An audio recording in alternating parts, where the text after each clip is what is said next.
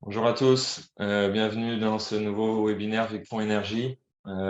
Aujourd'hui, on va couvrir un sujet qui concerne les télécoms. Donc, on va couvrir les solutions Victron qui sont adaptées pour l'univers des télécoms. Donc, ce qu'on va couvrir aujourd'hui, ça va être la traditionnelle présentation de Victron Énergie qui sera assez rapide. Ensuite, des concepts de base qui sont liés au monde du télécom. Euh, le passage en revue des composants qui sont adaptés pour une utilisation dans les systèmes. Les services et les fonctions avancées que proposent les produits Victron.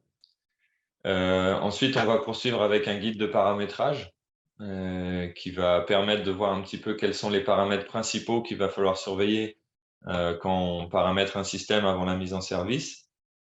Et puis, on terminera avec un petit comparatif rapide avec une solution d'alimentation par groupe électrogène exclusive en comparaison d'un système hybride avec solaire, avec batterie et avec de l'électronique Victron pour aussi donner un peu de perspective sur le plan économique et pas seulement sur le plan technique.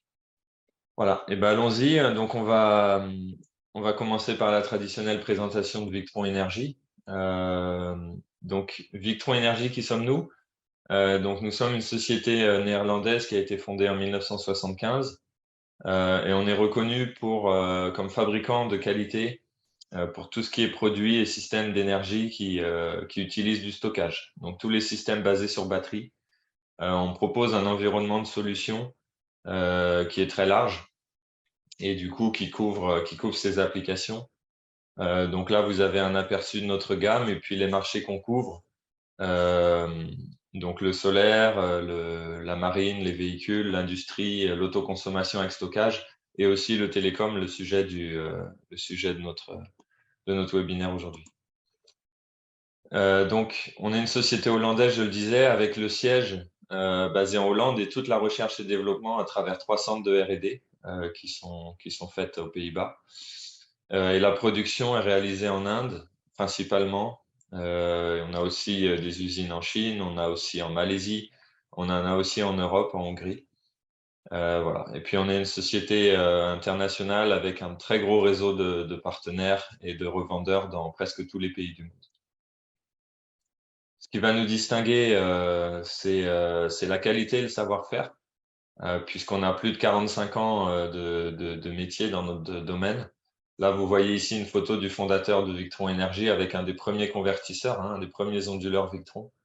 Vous voyez, c'est du noir et blanc, c'est ancien. Donc, voilà. On est dans ce métier-là depuis les tout débuts de l'électronique de puissance. Là, vous avez la photo d'un convertisseur qui a fonctionné plus de 30 ans. Donc, c'est voilà, des technologies qui sont éprouvées, qui sont très robustes. À savoir aussi qu'on vient du domaine de la marine. Initialement, nos produits étaient utilisés pour produire du 220 volts dans les bateaux. Donc, c'est des conditions très difficiles avec de l'humidité, avec de l'isolement, avec du sel, etc. Donc, voilà, nos produits sont conçus pour ces utilisations. On a des références partout dans le monde et toute notre électronique de puissance est proposée avec une garantie de 5 ans standard que vous pouvez étendre à 10 ans. Voilà, c'est ça un petit peu. Et puis bien sûr, on est certifié sur beaucoup de certifications, ce qui est aussi une image et un reflet de la qualité de nos produits. Concernant l'Afrique subsaharienne, on a un réseau de distribution qui est très étendu, qui est très vaste et qui couvre plus de 35 pays, avec du coup l'avantage de pouvoir bénéficier d'un support technique de proximité. Donc quand vous avez une question sur un produit Victron, généralement dans le pays où vous êtes, dans la région où vous êtes, vous allez trouver des revendeurs, des experts, des gens qui peuvent répondre à votre question. Et ça, c'est vraiment un atout. Concernant le service après-vente aussi, on fait beaucoup de travail avec nos partenaires en Afrique pour avoir un service après-vente qui soit efficace. Donc, quand vous avez un produit qui est abîmé, qui est cassé, qui est en panne, ou alors vous ne comprenez pas comment le remettre en route, eh ben, vous pouvez aussi trouver des solutions. Et ça aussi, ça fait la différence. Et puis enfin, on propose des formations professionnelles régulières. On en propose dans beaucoup de pays. Donc, c'est des formations pratiques, hein. On va toucher les produits, on va les paramétrer, on va les câbler, et on prend des techniciens, des ingénieurs, voilà. On couvre beaucoup d'endroits. Les prochaines sessions vont être au Mali et au Sierra Leone. Voilà. Et puis on tourne régulièrement. Donc connectez-vous sur Victron Professional. Là-bas, vous pouvez voir un peu quand auront lieu nos prochaines formations techniques. Notre gamme de produits, donc on se caractérise par une très grande gamme de produits. On a des onduleurs ou des convertisseurs unidirectionnels qu'on appelle Phoenix, avec une gamme qui va de 250 jusqu'à 5000 VA. Des régulateurs de charge MPPT, une très grande gamme aussi avec environ cinquantaine de produits différents. Des onduleurs chargeurs, des tout en un, donc des systèmes hybrides avec onduleurs, chargeurs et régulateurs MPPT intégrés. Des solutions de monitoring et supervision qui sont du coup pas forcément des solutions hardware, mais plutôt du software, mais très pointues et très intéressantes. Et puis de la batterie, que ce soit en batterie gel, AGM, lithium, même si on se focalise plutôt sur notre cœur de métier qui est l'électronique de puissance. Donc du coup, cette large gamme de produits permet de mettre en place une large gamme de solutions. On va pouvoir couvrir avec Victron Energy des tout petits systèmes en courant continu jusqu'aux très gros systèmes en triphasé, plusieurs centaines de kVA pour des utilisations intensives de l'énergie.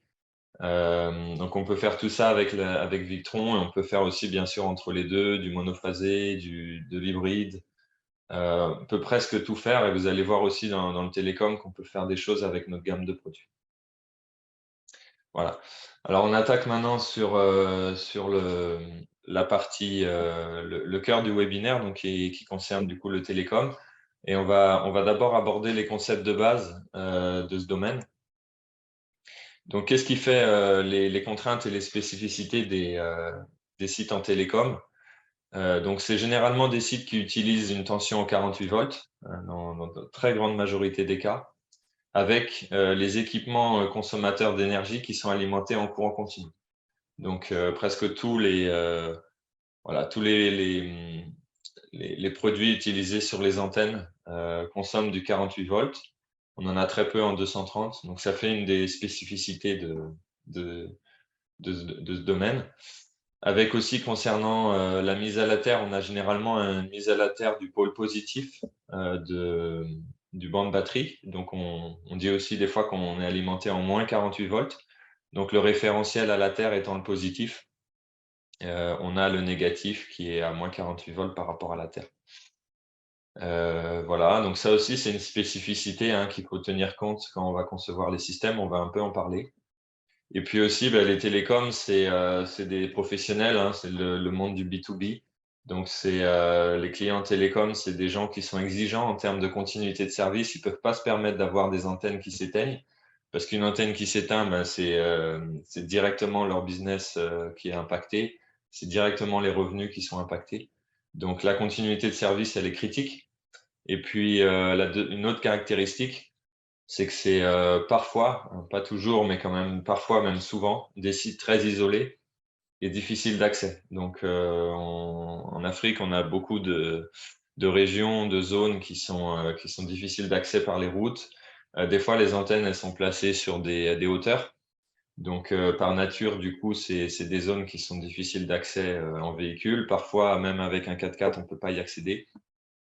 Donc ça arrive que sur certains sites télécoms, les derniers 100 mètres ou les derniers kilomètres, ils sont faits à pied ou les équipements sont portés à la main, les caisses à outils sont portées à la main. Donc ça aussi, c'est une contrainte qu'il faut tenir compte quand on conçoit une solution télécom, parce que déjà pour la continuité de service, ça veut dire qu'on a besoin de produits qui soient extrêmement robustes, extrêmement fiables.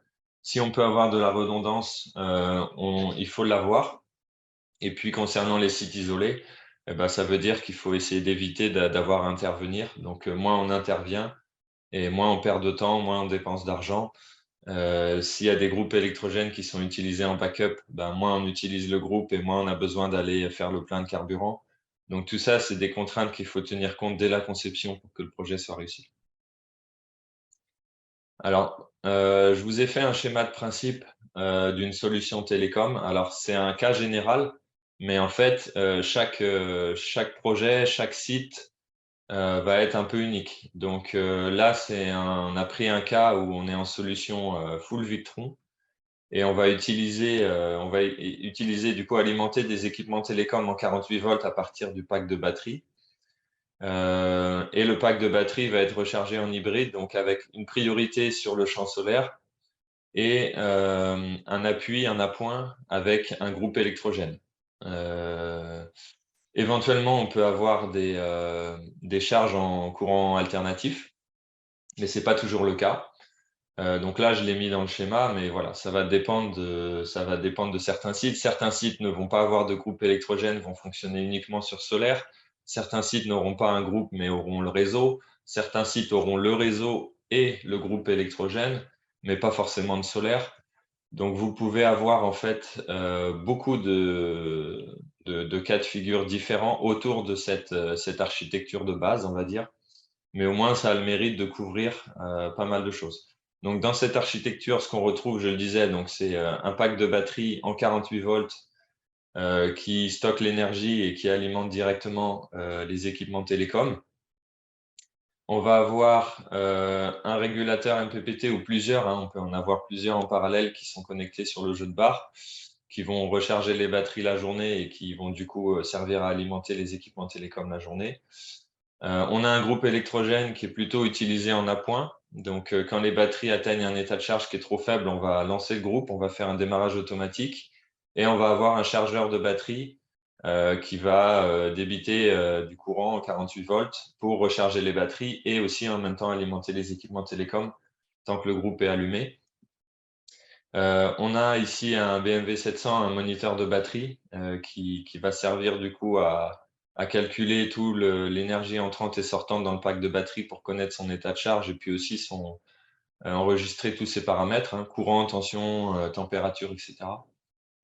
On va avoir optionnellement, mais c'est intéressant de le mettre, un Smart Shunt qui peut être utilisé comme compteur d'énergie en courant continu et un Battery Protect qui sera utilisé comme contacteur pour couper la fourniture des équipements télécoms en dernier ressort si les batteries sont en décharge très profonde. Donc, le principe, c'est que si les batteries commencent à être en décharge profonde, on va démarrer le groupe, on va recharger les batteries. En général, cette situation arrive quand il y a un déficit d'énergie solaire. Mais si jamais on a un problème, le groupe ne démarre pas, on a une quelconque panne, le Battery Protect va arriver en dernier ressort, en dernier recours, pour couper l'alimentation des charges et protéger les batteries, puisque les batteries, ça vaut quand même cher. Et si on les décharge très profondément, ça les abîme rapidement. Et puis enfin, la dernière brique, le dernier composant de cette installation, c'est le monitoring et le contrôle. Donc, ça va être nos solutions Servo GX avec écran tactile en option et puis un modem 4G qui peut servir du coup à connecter tout ça à Internet et avoir à distance accès aux informations et avoir à distance contrôle du système. Voilà, donc c'est là-dessus qu'on va travailler aujourd'hui. J'espère que c'est bien clair pour tout le monde ce schéma, mais c'est un schéma assez simple, c'est pas trop détaillé. Et du coup, ce qu'on va faire maintenant, c'est qu'on va passer en revue les différents composants qui constituent ce système, les différents composants Victron. On ne va pas parler des batteries, on ne va pas parler des panneaux, parce que ça, en général, c'est d'autres fournisseurs qui les amènent. Mais on va parler de tout l'écosystème Victron et comment les sélectionner et comment aussi après les agencer entre eux pour avoir un fonctionnement du système qui soit optimisé et qui soit fiable. D'accord? Donc, gardez bien en tête ce schéma. Et donc maintenant, voilà, on va passer en revue les différents composants qui constituent un système type en télécom. Donc, un des principaux composants qu'on va retrouver, ça va être le chargeur DC, ou des fois on dit redresseur aussi, redresseur DC. Donc, le principe de cet équipement, c'est qu'il alimente les charges DC en 48 volts et il recharge les batteries à partir d'une source en courant alternatif. Donc, une source en courant alternatif, ça peut être un groupe électrogène, ça peut être le réseau. Mais voilà, le principe, c'est qu'il va convertir du courant alternatif 220 ou 110 volts, hein, si jamais c'est le cas, en courant continu 48. Donc chez Victron, on a des chargeurs. On appelle ça les chargeurs de batterie, hein, mais c'est aussi si on veut appeler ça des redresseurs. Donc c'est les Skyla TG chargeurs 25 et 50 ampères. Mais en fait, c'est notre gamme de chargeurs en 48 volts, elle est assez peu développée et elle n'est pas forcément très compétitive en termes de prix. Donc en fait, quand on fait un comparatif de prix, on s'aperçoit que les produits VEBus, hein, les Multiplus ou les Quattro, ils offrent les mêmes capacités de charge, hein, puisque c'est un combiné onduleur-chargeur, donc ça fait la même fonction qu'un Skyla chargeur, avec en plus un onduleur intégré. Et du coup, pour le même prix, on va retrouver des courants de charge similaires, voire supérieurs. Donc, il n'y a pas vraiment d'intérêt d'aller s'orienter vers ces produits, Skyla TG, mais il vaut mieux plutôt considérer les Multiplus ou les Quattro. Alors, les autres avantages que vont présenter les Multiplus ou Quattro par rapport au Skyla, ça va être une gamme de courant très large, hein, puisqu'on va commencer à 6 ampères. Si on prend le Multiplus 500 VA, en 48 volts, il a un courant de charge de 6 ampères, jusqu'au plus gros, le Quattro 15 kVA ou le Multiplus 2 15 kVA, qui a un courant de charge de 200 ampères en 48 volts. Donc avec ces équipements-là, on peut déjà avoir des courants de charge qui sont significatifs. Et en plus, on peut les paralléliser. Donc si on veut, on peut mettre plusieurs onduleurs chargeurs Multiplus ou Quattro et on va pouvoir additionner ces courants de charge. Donc si par exemple sur une installation, on a 4 Quattro de 15 kVA, on peut envoyer 800 ampères de courant sur l'installation. Donc c'est vraiment important. Et puis quand on est sur un groupe électrogène en triphasé ou une connexion réseau en triphasé, on va pouvoir combiner 3 onduleurs chargeurs. Chacun va prendre une phase et chacun va du coup rectifier le courant en 48 volts pour charger les batteries rapidement. Donc si par exemple vous avez un groupe qui fait 10 kVA en triphasé, et ben vous pouvez utiliser 3 multiplus de 3 kVA, hein, ça fait un total de 9 kVA, vous en mettez un par phase et ça vous fait un redressement de 9 kVA en triphasé, donc c'est intéressant. L'autre avantage du coup Multiplus Quattro, c'est qu'il y a une sortie AC ondulée, hein, qui est disponible, donc ça c'est aussi un intérêt, même si on l'utilise pas forcément, elle est là, donc ça peut servir. Aussi par rapport au Skyla, l'avantage des Multiplus et les Quattro, c'est que ça offre une communication complète avec les appareils GX. Donc, ça soit en termes de monitoring et de paramétrage à distance, vous pouvez tout faire. Vous avez un mode chargeur only sur l'appareil. Donc, le mode chargeur only, hein, il y a un bouton en bas de l'appareil, 3 positions, où vous avez une position onduleur chargeur, pardon, vous avez une position éteinte et vous avez une position chargeur only. Donc, quand il est en mode chargeur only, la partie inverteur, elle est désactivée. Et en fait, l'onduleur, il a juste le droit de recharger les batteries avec la source AC. Donc, dès qu'il y a une présence de tension sur ces bornes, tension 230 volts, il va recharger les batteries. Donc, l'avantage du chargeur only, c'est aussi que comme l'onduleur, il est coupé, il n'y a pas la consommation à vide de l'onduleur. Donc, l'appareil, il consomme presque rien à vide, hein, c'est vraiment négligeable. Et il va être utilisé qu'en mode chargeur. Donc ça c'est intéressant dans le cas des télécoms, si on ne veut pas utiliser la sortie inverteur. Et puis enfin, on a une fonction qui s'appelle Power Control. Donc c'est gestion dynamique de la puissance soutirée sur le groupe électrogène ou sur le réseau.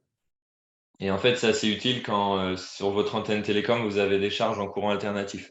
Si par exemple, vous alimentez un climatiseur en courant alternatif avec l'onduleur du multiplus, eh bien, comme le multiplus connaît la consommation de l'onduleur, il va pouvoir adapter de manière dynamique la puissance qu'il va soutirer sur le groupe. Comme ça, le groupe va fonctionner avec un taux de charge qui est fixe, un taux de charge qui est optimisé, et les batteries vont être rechargées à vitesse maximum, mais sans jamais compromettre l'équilibre du groupe électrogène et la stabilité du groupe. Donc ça, c'est intéressant aussi avec les multiplus et les quattro. Et puis enfin, ces appareils-là, ils supportent la mise à la terre du pôle positif ou du pôle négatif de la batterie, ça pose aucun problème.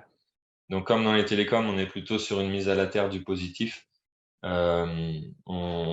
bien adapté. Voilà, donc ensuite, autre composant clé du système, ça va être les régulateurs de charge solaire. Donc là, vous connaissez, je pense. Si certains d'entre vous ne sont pas familiers de ces produits-là, on a des webinaires qui sont vraiment dédiés là-dessus. ça soit sur Victron Professional ou sur la chaîne YouTube. Donc, je vous invite à aller voir. Là-dessus, vous pouvez utiliser la gamme MPPT classique ou les nouveaux RS. Et on a un très large choix de produits. Par exemple, là, vous avez un petit régulateur MPPT qui fait 20 ampères en 100 volts en tension d'entrée PV. Donc, c'est ce petit régulateur. Il est compatible en 48 volts. Donc, ça permet de mettre entre 1000, 1200, 1400 watts de panneau. En plus, on a une sortie load délestable du coup qui est aussi directement en 48 volts. Donc pour des petits sites télécoms qui consomment moins de 20 ampères, ça peut être une solution intéressante. On peut aussi en associer plusieurs dans une installation. Donc si vous avez des champs solaires qui sont orientés différemment ou vous avez des problèmes d'ombrage parce que votre antenne a fait des ombres à certains moments de la journée ou des arbres ou quoi que ce soit, ben, vous pouvez du coup associer plusieurs petits régulateurs MPPT sur le même pack de batterie et chacun va travailler indépendamment. Donc, ça fera différents trackers MPPT qui vont tirer le maximum de puissance de vos panneaux. Donc ça, c'est intéressant d'avoir une gamme aussi étendue chez Victron parce que vous pouvez vraiment vous adapter à toutes les situations. À noter que si vous utilisez la gamme RS, le CAN bus, la communication CAN bus n'est pas isolée. Donc si vous avez le pôle positif qui est mis à la terre, il va falloir mettre en place un isolateur CAN bus sur la communication. Ou alors, si vous n'utilisez pas le CAN bus, il faut utiliser le VE direct. Comme ça, vous n'avez pas de problème. Mais c'est un point important à savoir et à tenir compte. Après, s'il n'y a pas de mise à la terre du pôle positif, aucun souci. Voilà pour les régulateurs solaires. Maintenant, concernant les moniteurs de batterie. Donc, le moniteur de batterie, lui, il va servir à calculer l'état de charge des batteries. Il va servir à mesurer la tension, le courant et éventuellement la température aussi des batteries. Donc, par exemple, si vous prenez un BMW ou un Smart Shunt, le BMW 702, en l'occurrence, il a une seconde entrée qui peut servir à mesurer la température des batteries. Donc, quand vous avez des batteries au plomb, ça peut être intéressant d'intégrer une sonde de température dans le BMW.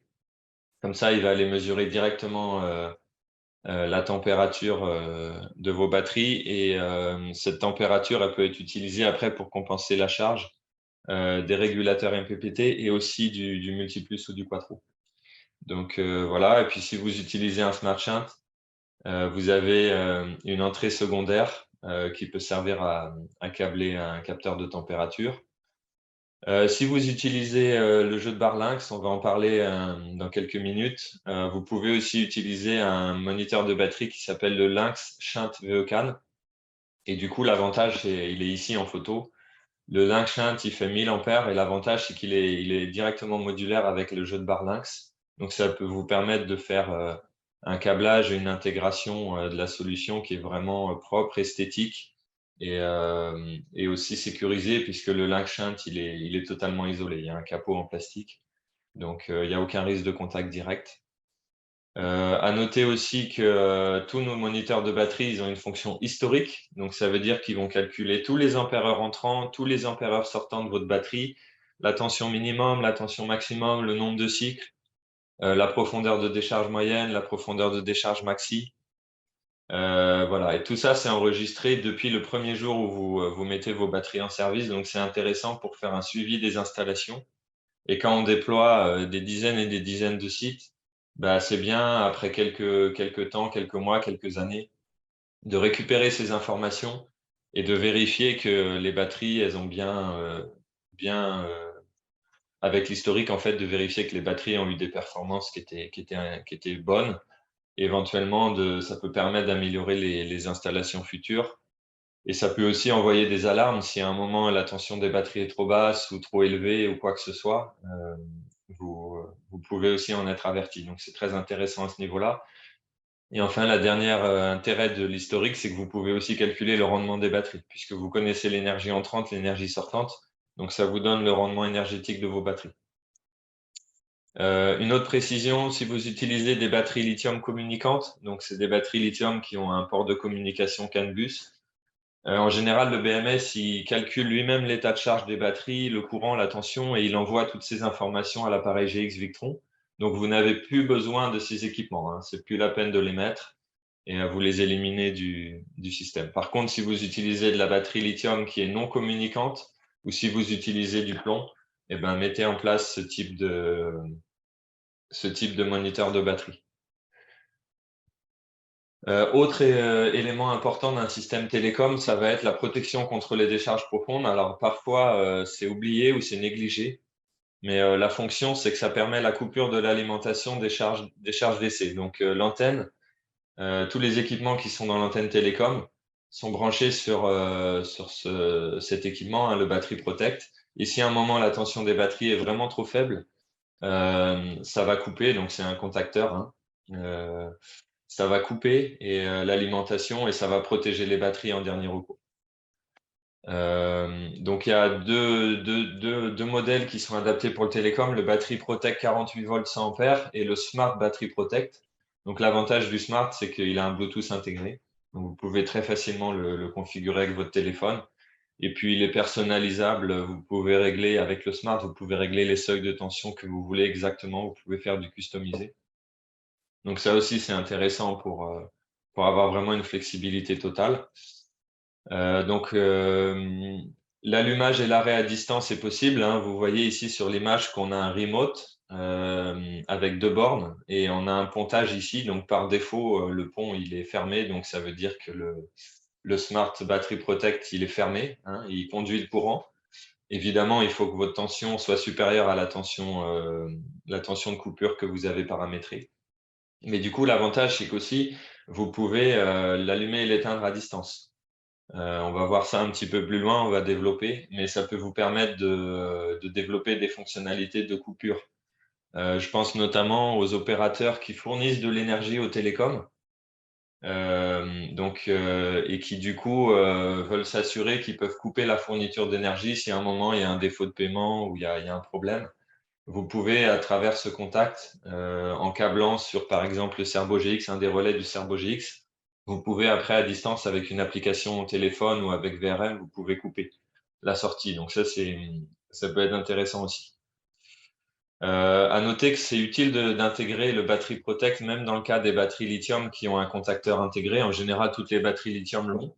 Mais le contacteur intégré de la batterie lithium, c'est vraiment le dernier niveau de protection. C'est quand la batterie arrive à un niveau de décharge qui compromet sa sécurité. Donc en général, la batterie se coupe, mais quand la batterie se coupe, ça veut dire qu'on n'a plus du tout de tension dans le système. Donc le Cerbo GX ne sera plus alimenté, le modem GSM ne sera plus alimenté. Donc on n'a plus du tout de visu sur l'installation, on ne sait plus ce qui se passe et c'est quelque chose qu'on veut à tout prix éviter parce que ça veut dire qu'il faut aller se déplacer sur le site et faire une intervention. Donc ça veut dire des coûts et du temps. Donc dans ces cas-là, il faut quand même intégrer un Smart Battery Protect et vous vous assurez que le Smart Battery Protect, il va couper l'alimentation de l'antenne juste avant que la batterie lithium ne s'éteigne. Comme ça, vous gardez la batterie lithium allumée et vous gardez votre Cerbo GX allumé et à distance, vous pouvez probablement dépanner l'installation et refaire fonctionner tout ça. Donc voilà, concernant le Battery Protect. Un autre élément qui est facultatif mais qui est recommandé, c'est de faire un comptage d'énergie en courant continu. Comptage d'énergie en courant alternatif, c'est facile à faire, mais en courant continu, c'est un petit peu plus compliqué. Donc, il y a une nouvelle fonctionnalité qui est sortie depuis 1 an environ avec le Smart Shunt, c'est que vous pouvez l'utiliser comme compteur d'énergie DC. Donc, ça va compter la puissance, ça va compter l'énergie en kilowattheure, ça va compter les ampères-heure. Ça va mesurer la tension. Donc, c'est vraiment intéressant si vous voulez savoir combien votre antenne elle consomme. Donc, vous pouvez placer cet équipement sur le circuit de départ qui alimente l'antenne. Et comme ça, vous savez toute l'énergie qui est consommée.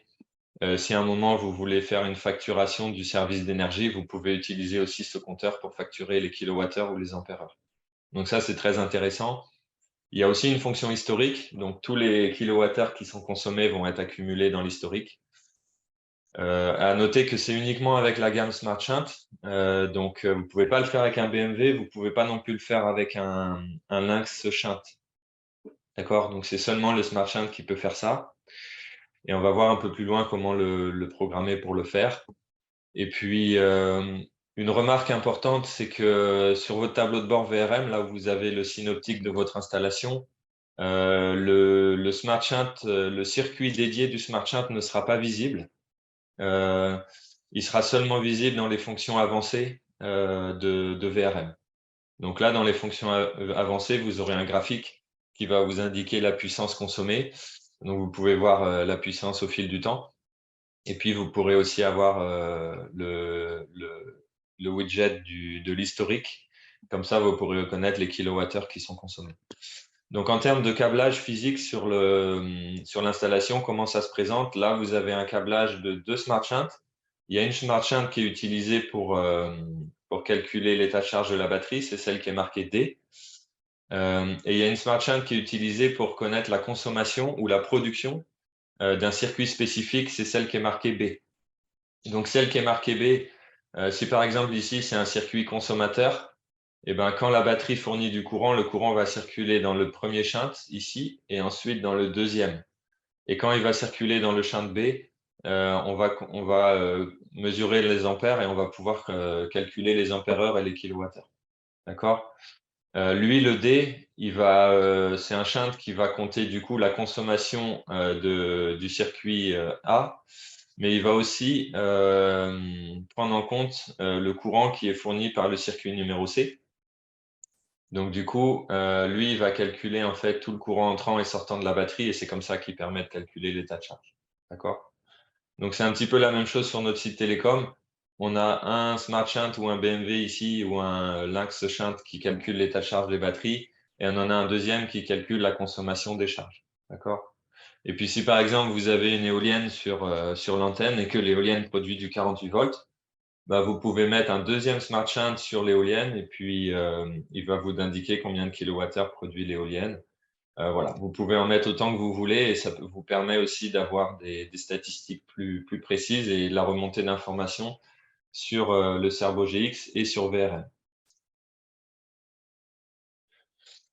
Enfin, un onduleur, donc ça c'est, bon, vous le savez, hein, ça sert à produire du courant alternatif à partir du pack de batterie.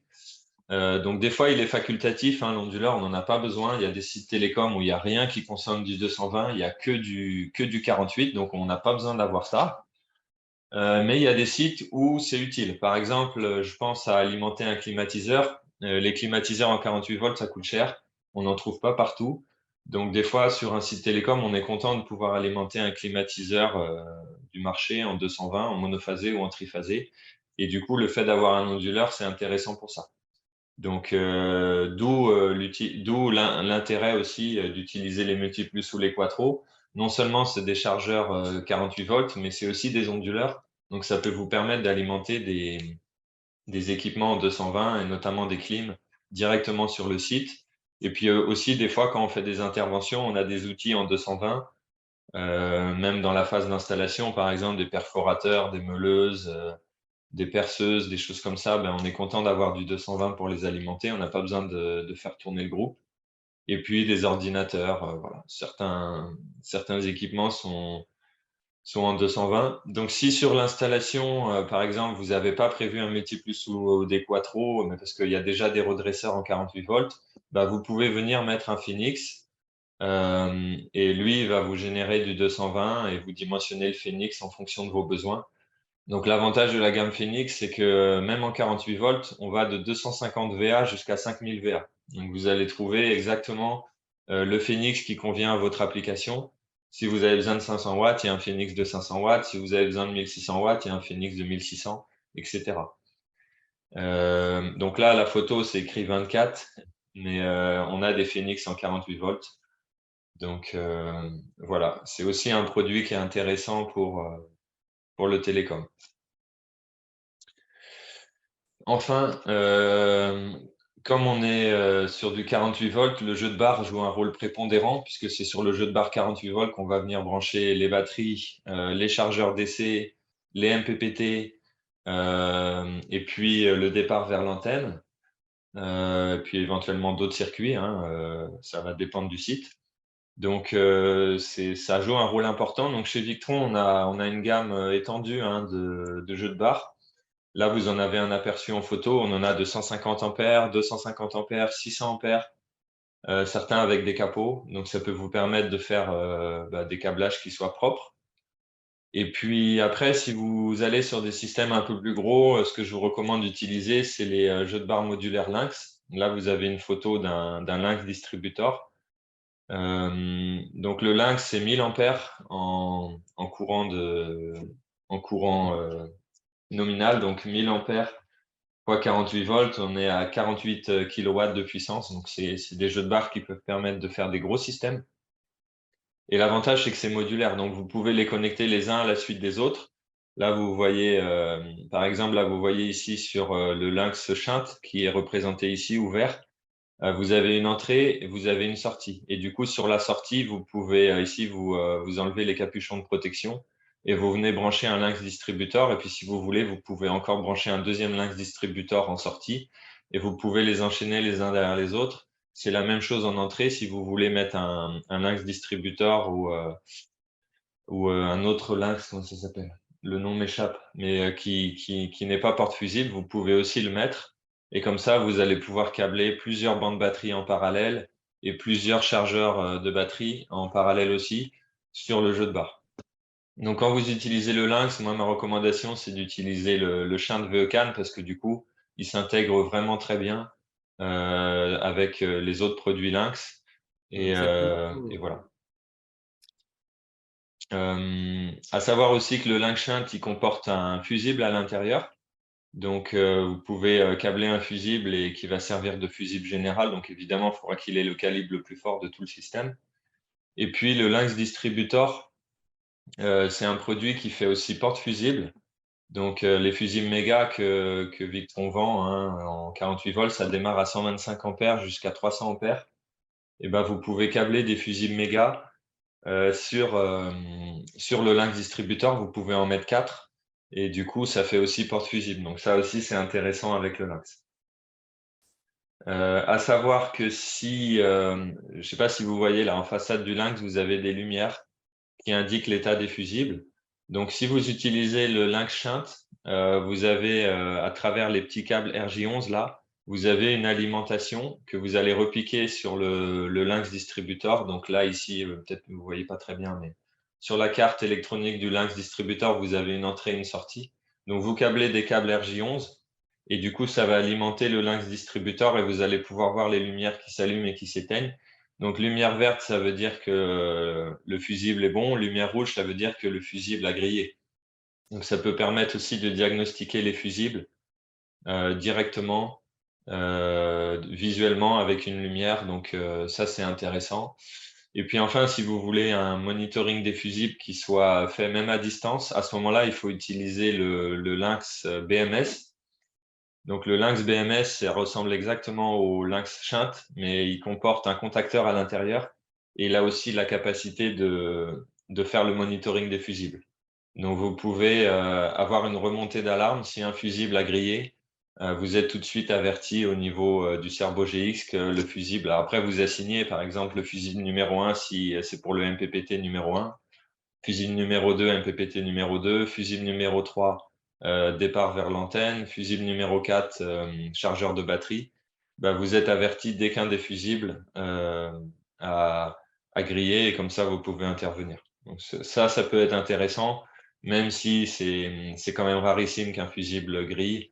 Et en général, avec le monitoring VRM, on peut très facilement diagnostiquer quel appareil n'est plus connecté aux batteries et on peut très bien le savoir en 5 minutes. Donc, c'est pas forcément nécessaire de le faire. Voilà.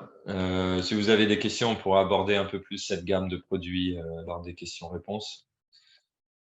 Voilà. Et puis bah, après, un autre composant de notre système, ça va être le monitoring qui va permettre le monitoring et le contrôle à distance. Donc, ça va être fait via un appareil GX. Et le produit qu'on recommande pour ça, c'est le Cerbo GX. C'est vraiment le produit qui a le plus de fonctionnalités, le plus de puissance. Donc voilà, on vous oriente vraiment vers cette solution. Le Color Control, il est un peu dépassé, le Venus aussi. Donc le Cerbo GX, c'est ce qu'il faut retenir. Vous avez un écran tactile en option. Et puis, du coup, le fait d'avoir un Cerbo GX sur site, ça va vous permettre d'accéder à toutes les fonctionnalités gratuites du portail VRM. Si vous n'avez pas une connexion Internet, ça sert de data logger. Donc, il faut prévoir une carte micro SD. Hein, il y a un emplacement, vous mettez une carte dedans. Et puis, ça va enregistrer tous les paramètres de l'installation pendant plusieurs années. Donc, ça aussi, c'est intéressant après pour faire de l'analyse ou du dépannage. Mais bien sûr, c'est quand même beaucoup mieux d'avoir une connexion Internet parce que là, vous pouvez le faire en live et en temps réel et à distance. À savoir aussi que le Cerbo GX, il comporte 2 relais paramétrables. Ils sont ici, relais 1, relais 2. Donc, ça peut être utile pour faire des choses. On va voir lesquelles. Et puis enfin, pour ceux qui veulent transformer le Cerbo GX en un automate programmable qui peut faire des fonctions vraiment intelligentes et complexes, vous pouvez utiliser Node-RED. Donc, Node-RED, c'est un complément que vous pouvez ajouter dans le Cerbo GX. C'est gratuit, hein. Il y a des webinaires qui sont dédiés sur ça. Et après, vous allez pouvoir faire de la programmation sans avoir nécessairement des compétences en programmation, hein, mais avec Node-RED, vous pouvez le faire facilement. Et après, vous pouvez du coup commander des choses dans votre système en fonction de l'état de certains capteurs. Donc, par exemple, certaines personnes avec Node-RED, ce qu'ils font, c'est qu'ils récupèrent les prévisions météo sur le site et en fonction des prévisions météo du jour suivant ou des 2 jours à venir, ils vont modifier le taux de décharge autorisé sur les batteries pour éviter de décharger le groupe électrogène. Donc là, c'est de la gestion dynamique du système, hein. C'est vraiment pour les utilisateurs qui sont très avancés. Mais c'est utile parce que, par exemple, quand on sait qu'il va faire beau le lendemain, on peut tolérer que les batteries se déchargent plus profondément et on va pas faire appel au groupe et on va économiser du carburant. Donc ça, c'est intéressant et ça, c'est possible avec Node-RED. Le modem 4G, ça va être le dernier composant de notre écosystème Victron. Donc là aussi, on a un produit qui s'appelle le GX LTE 4G. Donc, il faut prendre le modèle E pour l'Afrique, hein, puisqu'il y a différents modèles suivant les normes télécoms qui sont utilisées dans le monde. Donc, lui, il va permettre d'assurer une connexion Internet en toutes circonstances. Donc, c'est un modem 4G, mais qui peut aussi fonctionner en 2G, 3G. Il est alimenté directement sur la batterie. Là, il est en DC, hein, ça prend entre 8 et 70 volts, je crois. Donc, c'est intéressant parce que du coup, il est tout le temps alimenté tant que les batteries délivrent une tension. Et puis, du coup, il va fournir, en fait, là, il y a un câble USB, il va fournir la connexion Internet au Cerbo GX par câble USB. Donc, ça passe pas par Wi-Fi, et donc c'est vraiment plus fiable, hein. Il n'y a pas de risque de perte de signal, etc. La carte SIM n'est pas incluse dans l'équipement, donc il faut que vous prévoyiez une carte SIM qui fonctionne avec une couverture réseau sur la zone. Vous l'intégrez dans l'appareil et comme ça va délivrer la data. Et puis après, un accessoire utile, ça peut être l'antenne extérieure que vous voyez ici, hein. J'ai mis les références. Comme ça, vous pouvez la placer à l'extérieur de l'armoire ou à l'extérieur du shelter et vous améliorez la réception du signal parce que l'antenne qui est fournie par défaut, elle est ici directement sur le GX LTE. Mais du coup, si c'est dans une zone avec une mauvaise couverture, ça peut être un peu limitant. Et puis enfin, un dernier petit accessoire que vous pouvez prévoir si vous voulez. Je ne pense pas que ça soit utile, mais on ne sait jamais. C'est une antenne GPS. Donc, vous connectez l'antenne GPS ici et ça vous permet de faire un géorepérage. Donc, si vous avez peur des vols, par exemple, hein, on sait que les vols, c'est quand même une problématique importante sur les antennes télécom. Vous pouvez aussi ajouter cet accessoire GPS et comme ça, votre installation, elle sera géorepérée. Donc, si des gens volent les équipements, ou par exemple démonte l'armoire et l'emporte, bah, vous pouvez tout de suite être averti parce que sur VRM, vous pouvez définir un périmètre duquel l'installation ne doit pas sortir. Donc, si l'installation sort du périmètre, ça veut dire qu'il y a un problème et donc vous recevez automatiquement un email qui vous informe qu'il y a quelque chose qui ne va pas. Si c'est une installation qui est utilisée, par exemple, il y a des installations télécom qui sont mobiles, hein, sont utilisées dans des véhicules, dans des camions, des camionnettes, etc. À ce moment-là, l'antenne GPS, elle est vraiment intéressante parce qu'elle permet aussi de géorepérer le véhicule. Donc, si vous voulez en savoir plus sur le produit, vous avez un tuto en vidéo. Vous avez juste à cliquer sur ce lien. Donc, quand vous aurez reçu le PDF de la présentation, vous pourrez aller voir. Voilà, donc on a terminé sur la partie des produits. Maintenant, on va regarder un petit peu plus les services et les fonctions avancées que peuvent apporter un système Victron. Donc, une des premières choses, ça va être la gestion intelligente du groupe électrogène. Donc, à partir du moment où on a une installation Victron, et on va pouvoir piloter automatiquement le groupe électrogène. Alors, il faut quand même que le groupe électrogène il ait une console de commande qui permette un démarrage à distance, mais en général, c'est le cas. Et du coup, la solution préférée pour le faire, ça va être d'utiliser le relais du Cerbo GX. Donc, il y a 2 relais. Vous pouvez utiliser le relais numéro 1. Généralement, c'est câblé comme ça. Ça passe par le moins de la batterie du groupe électrogène. Ça va dans le relais, ça ressort et ça va dans ici le bornier qui commande le démarrage à distance. Dès que le relais se ferme, le groupe va démarrer. Dès que le relais s'ouvre, le groupe va s'éteindre. Si vous voulez, vous pouvez faire la même chose avec un BMW 700 ou 702 ou 712, hein, peu importe, puisque le BMW il comporte un relais. Ou vous pouvez le faire aussi par Multiplus ou par Quattro, puisqu'ils ont des relais intégrés, ils en ont plusieurs. Donc tout est possible, mais ce qu'on recommande, c'est d'utiliser le Cerbo GX parce qu'à l'intérieur du Cerbo GX, il y a un menu dédié pour le groupe électrogène et vous pouvez faire un contrôle qui est beaucoup plus intelligent, beaucoup plus optimisé et, et du coup qui va permettre de mieux exploiter votre système.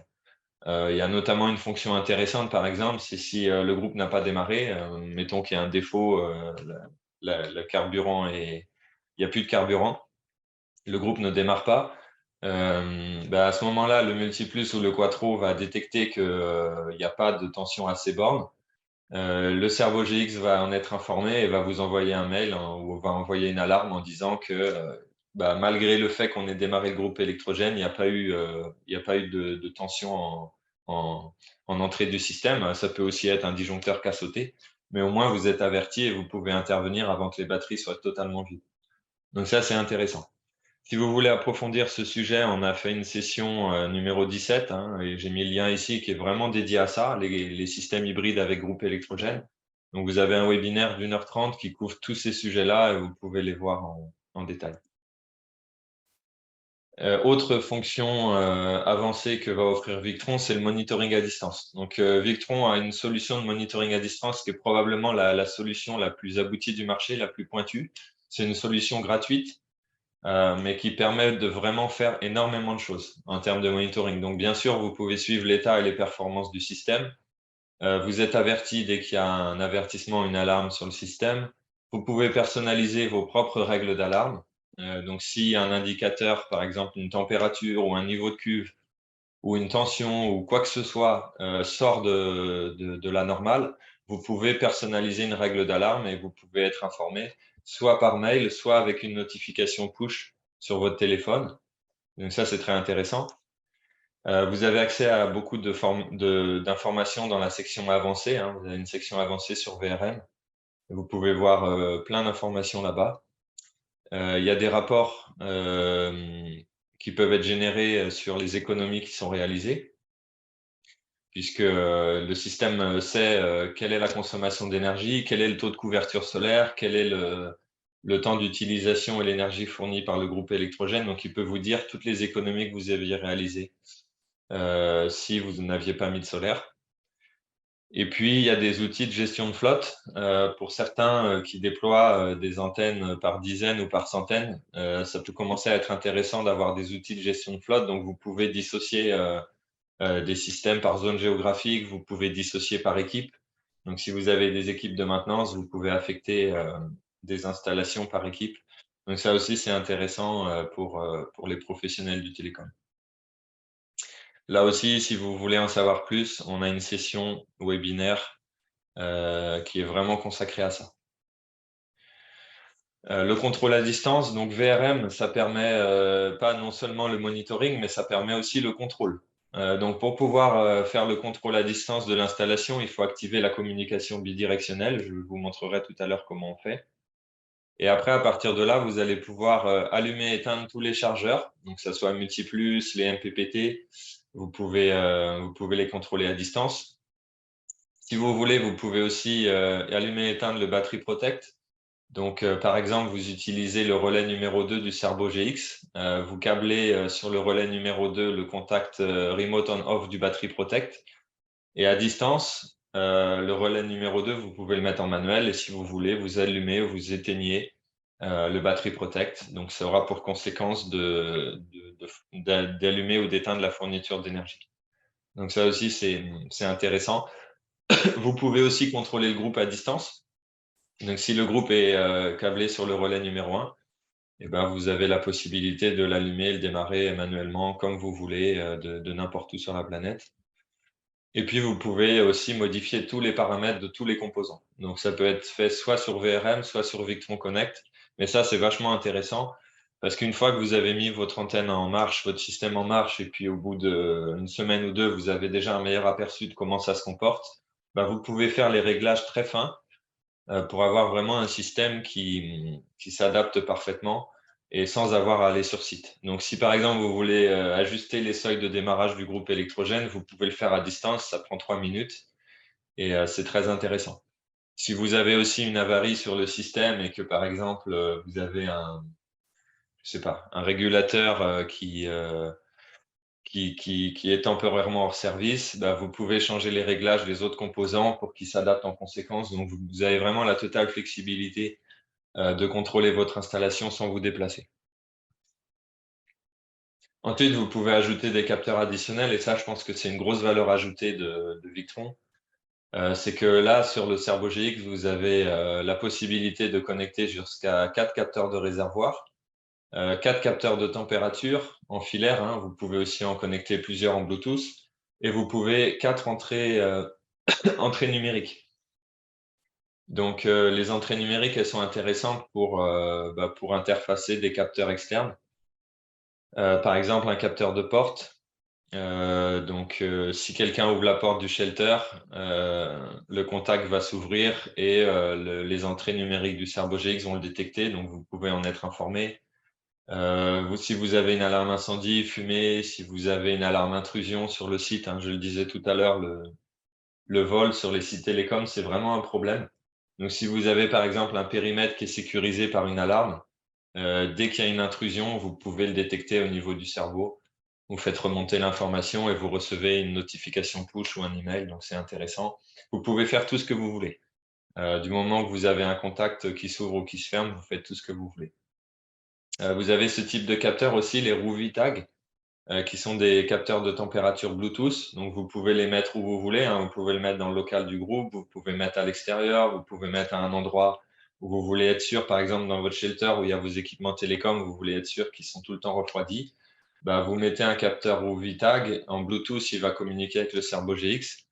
Et puis, si à un moment la température, si par exemple c'est un local qui est climatisé et que la température devient trop élevée, bah, vous pouvez configurer une alarme. Donc tout ça, c'est des valeurs ajoutées et des services que vous pouvez proposer dans vos systèmes et qui peuvent vraiment aider du coup, à faire la différence et à proposer du service sur mesure que vos concurrents ne pourront pas faire. Voilà. Bon, ben on a déjà presque fait 1 heure de webinaire. On va juste attaquer maintenant la partie sur le guide de paramétrage. Ça va vous donner des informations générales sur comment paramétrer les équipements et puis on aura presque terminé. Donc, je reprends le schéma synoptique. Donc, c'est le même schéma que tout à l'heure, c'est seulement que cette fois, j'ai intégré les différents types de communication qu'on va mettre en œuvre.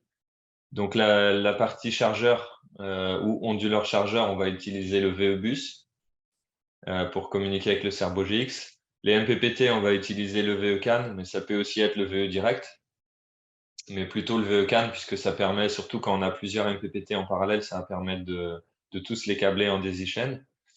Le BMW 700 va être connecté en VE direct, le Smart Shunt en VE direct, et puis le GX LTE 4G, il va être connecté avec le câble USB sur le Cerbo GX. Donc voilà. Et puis on retrouve le câblage de puissance tel qu'il était tout à l'heure.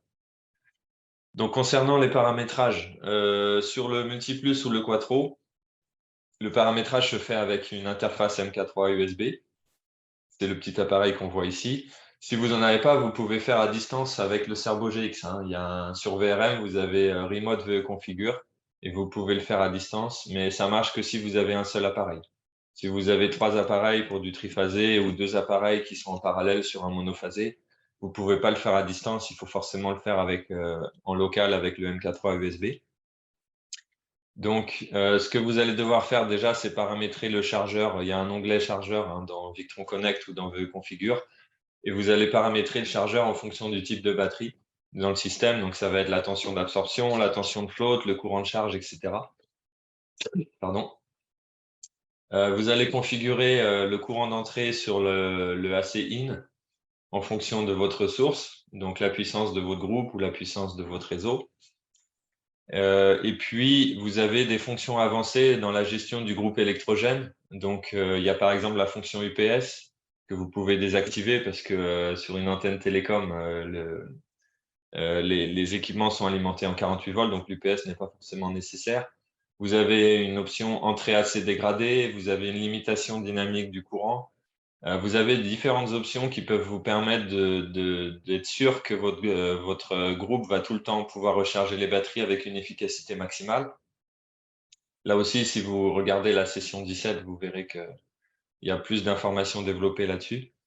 Et puis, si vous utilisez la sortie AC du multiplus ou du quattro, par exemple pour alimenter un climatiseur, il faut régler une température de coupure basse DC. Et puis, faites-le intelligemment, c'est-à-dire que vous priorisez les charges DC critiques, l'antenne télécom, via le Battery Protect. Donc, vous réglez un seuil de coupure du multiplus qui est un peu au-dessus du seuil de coupure du Battery Protect. Comme ça, c'est le multiplus qui va s'éteindre en premier et qui va arrêter d'alimenter les charges AC pour garder de l'énergie dans les batteries pour les charges DC. Paramétrage du régulateur MPPT, donc là, je vais pas trop m'attarder là-dessus parce que c'est aussi des choses qu'on a couvert dans les webinaires précédents. Donc, si vous n'êtes pas familier avec ça, vous pouvez trouver des contenus. Et puis, vous paramétrez la tension de coupure du Battery Protect. Donc, si vous avez pris le modèle Smart, ça va se faire directement avec votre téléphone en Bluetooth ou votre ordinateur et puis avec Victron Connect. Et puis, si vous avez choisi le modèle qui n'est pas Smart, il faut faire le câblage suivant là, avec un bouton. Et puis du coup, vous venez, c'est décrit dans le manuel, vous venez appuyer plusieurs fois sur le bouton et ça va vous permettre de sélectionner un profil de réglage. Donc si par exemple vous sélectionnez le profil numéro 4, vous aurez une tension de coupure à 46 volts et une tension de redémarrage, réalimentation à 55,2. Donc quand vous appuyez sur le bouton ici, vous avez un afficheur sur le Battery Protect qui va indiquer le réglage que vous avez sélectionné. Donc voilà, c'est assez facile à faire, mais c'est quand même encore plus facile de le faire avec le modèle Smart. Vous allez aussi devoir paramétrer le moniteur de batterie si vous en avez un. Donc le BMW se paramètre directement sur l'écran et les Smart Shunt se paramètrent en Bluetooth avec Victron Connect. Et ces deux types d'équipements, s'ils sont connectés sur le ServoGX, vous pouvez aussi les paramétrer à distance. Donc les paramétrages qu'il va falloir mettre en place, c'est les principaux, ça va être la capacité de batterie, la tension chargée et le courant de queue. Si vous avez des questions, vous pouvez approfondir dans le webinaire numéro 16. D'accord. Ensuite, on va paramétrer le compteur d'énergie DC. Donc là, ça va être directement via le Bluetooth du Smart Shunt. Et puis dans Victron Connect, vous avez un menu qui s'appelle Divers. Donc là, je vous ai mis des captures d'écran. Donc quand vous êtes dans le menu Divers, vous avez le mode du moniteur. Et vous pouvez, par défaut, il est en moniteur de batterie, mais vous pouvez le paramétrer en compteur d'énergie CC pour en continu. Et à ce moment-là, vous allez avoir un avertissement ici qui indique que c'est un mode d'utilisation qui est spécial du moniteur de batterie. Et dans ce cas-là, ça vous renvoie vers des informations techniques. Et puis après, vous choisissez le type de compteur CC. Donc là, vous choisissez quel type si c'est pour compter une charge générique, une source générique, mais ça peut être aussi utilisé pour d'autres types d'équipements. Donc, si par exemple, il y a chauffe-eau, il y a convertisseur, système CC, pompe de cale, pompe, réfrigérateur. Donc, si par exemple, vous avez une éolienne, vous pouvez choisir source générique. Si vous avez un convertisseur qui est d'une autre marque que Victron, donc qui ne communique pas avec le Cerbo GX, mais vous voulez savoir combien ce convertisseur consomme, bah, vous pouvez choisir convertisseur. Et à ce moment-là, dans VRM, il va apparaître comme convertisseur. D'accord? Donc voilà, c'est comme ça qu'on paramètre, c'est très simple. Et puis après, dernier gros morceau, ça va être le paramétrage du Cerbo GX. Pardon. Alors le Cerbo GX, du coup, il se paramètre via l'écran tactile ou alors via votre téléphone ou une tablette, hein, au hotspot Wi-Fi ou même avec un ordinateur. Et il y a de nombreux paramètres qui sont accessibles. Je ne vais pas tous les couvrir parce que ça va prendre 1 heure de plus. Mais les principaux, ça va être déjà d'aller dans configuration système ici et puis d'affecter l'entrée AC1, AC2. Donc, si par exemple sur l'entrée AC1 du Quattro, vous avez un groupe électrogène, vous indiquez que c'est un groupe. Et puis si sur l'entrée AC2, vous n'avez rien, vous mettez indisponible. Ensuite, il faut activer un système CC. Donc, c'est toujours dans configuration système. Vous avez cette option un système CC. Donc, quand vous activez cette option, ce que va faire le Cerbo GX, c'est qu'il va afficher sur le tableau de bord VRM et sur aussi l'écran tactile qu'il y a un circuit de consommation d'énergie ou de production d'énergie qui est en courant continu. Donc, il va afficher le courant qui rentre et qui sort de la batterie, puisque ça, il connaît avec le moniteur de batterie. Il va afficher combien les charges AC consomment si vous avez des charges AC. Il va afficher combien les multiplus ou les quattro chargent dans les batteries. Et puis, ce qui va être affiché sur le circuit CC, ça va être la consommation de l'antenne. Et voilà. Donc ça, c'est une chose qui est importante à activer hein, quand vous êtes sur un système télécom. Vous activez aussi dans portail en ligne VRM, dans le menu, la communication bidirectionnelle. Comme ça, vous pouvez contrôler le système à distance, vous pouvez changer les réglages à distance. Vous vérifiez bien sûr qu'il y a une connectivité Internet. Et puis, vous paramétrez la commande automatique du groupe électrogène. Là, je vous ai mis un lien vers le manuel qui indique comment faire. Et puis, vous paramétrez les capteurs externes.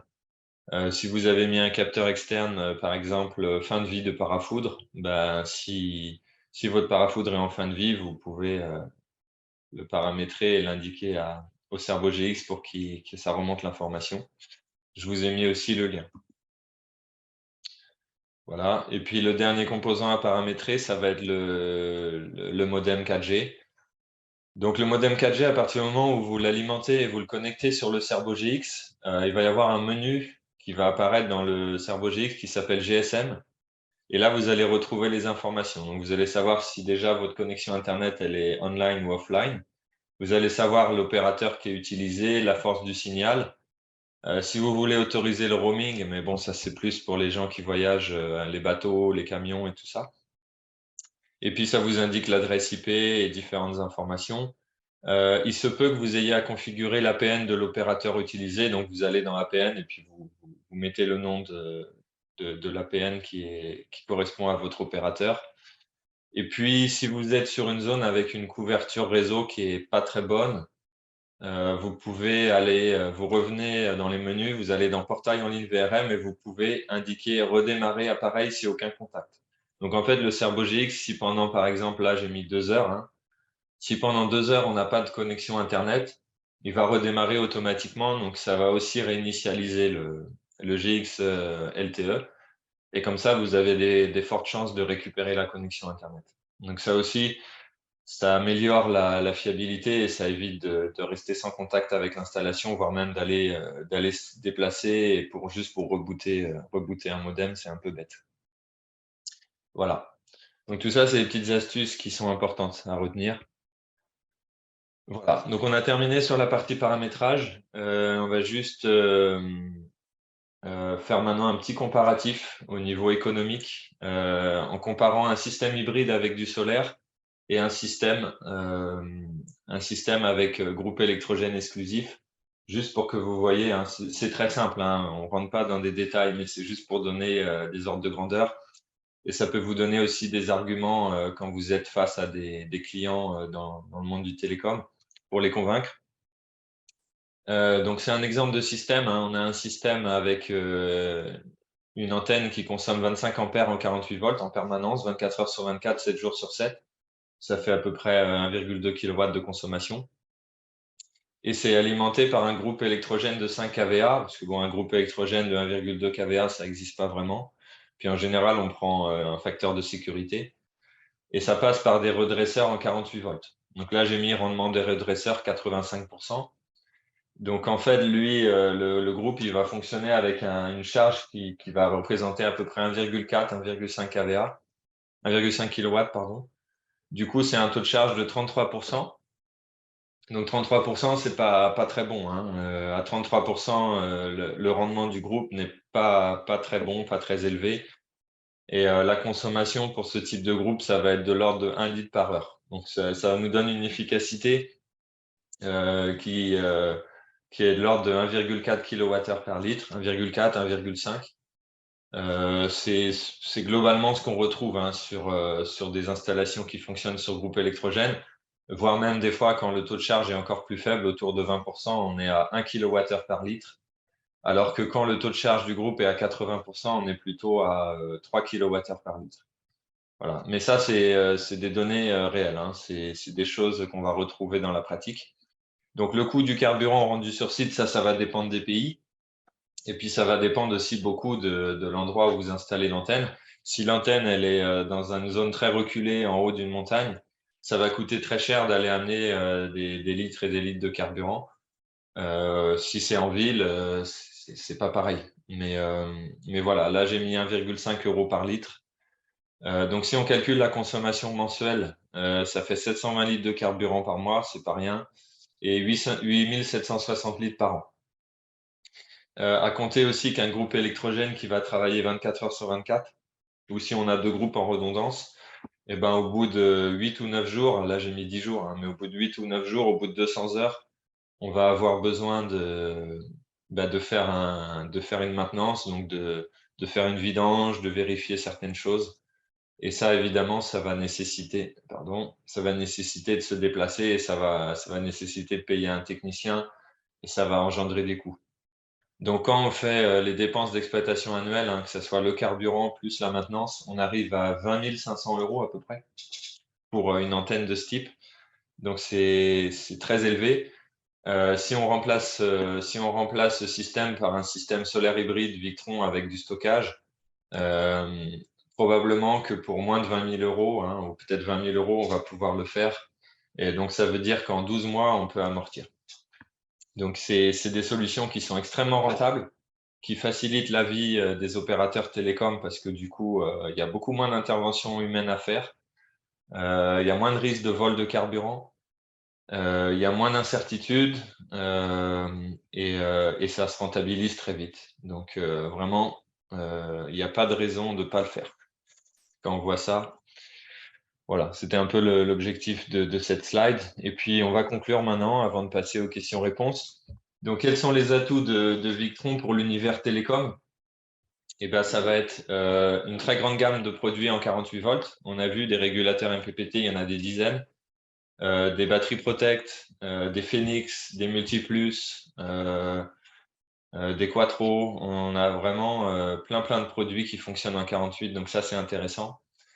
Tous ces produits ils sont modulaires, donc vous pouvez les composer ensemble, vous pouvez les assembler, les paralléliser, ça peut vous permettre d'avoir de la redondance. Donc ça, qui dit redondance dit plus de fiabilité et ça permet aussi d'avoir de l'évolutivité. Donc si plus tard votre installation agrandit, vous pouvez rajouter des régulateurs, vous pouvez rajouter des quattros et vous pouvez faire évoluer l'installation sans être enfermé dans un schéma. Et puis après, la robustesse et la performance des produits Victron, ça c'est vraiment un atout commercial parce que dans les antennes, on a besoin que ça fonctionne. Et puis la solution de contrôle et supervision, c'est vraiment la solution la plus avancée du marché à l'heure actuelle, donc c'est un gros atout. Et enfin, dernière chose, c'est le support et le SAV, hein, j'en ai un peu parlé. Où que vous soyez en Afrique, vous allez trouver des professionnels qui connaissent les produits, vous allez pouvoir réparer, vous avez une garantie 5 ans qui couvre partout, même l'Afrique. Vous n'avez pas besoin de renvoyer les produits en Europe. Nos distributeurs en Afrique, ils les réparent sur place ou ils vous les changent. Ils font un échange standard sur place.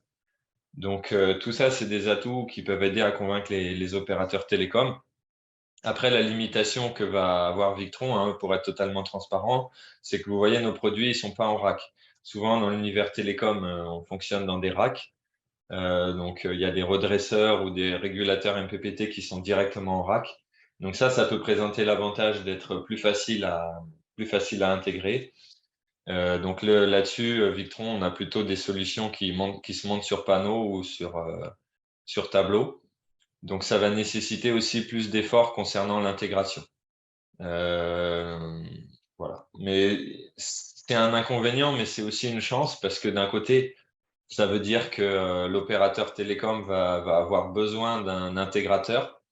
Alors, si l'opérateur télécom ne sait pas le faire, bah, c'est justement là où vous allez pouvoir intervenir et intégrer une solution. Là, par exemple, c'est une solution aux Philippines. Le professionnel, il a intégré tous les produits Victron, les batteries, etc., dans un cabinet qu'il a câblé lui-même. Le cabinet ou le shelter, vous pouvez y intégrer de la clim, vous pouvez y intégrer de la ventilation, vous pouvez faire exactement ce qui correspond à ce que le client recherche. Donc, ça nécessite plus de travail, ça nécessite plus d'ingénierie, ça nécessite plus de temps. Mais derrière, ça peut permettre de proposer au client vraiment une solution qui est sur mesure, qui est clé en main et qui est totalement adaptée à son besoin. Voilà. Et puis, on conclura là-dessus. Merci pour votre attention. Merci d'être toujours aussi présent. Là, je vois qu'on est à 927 personnes. Donc, c'est vraiment super. Voilà. C'est terminé.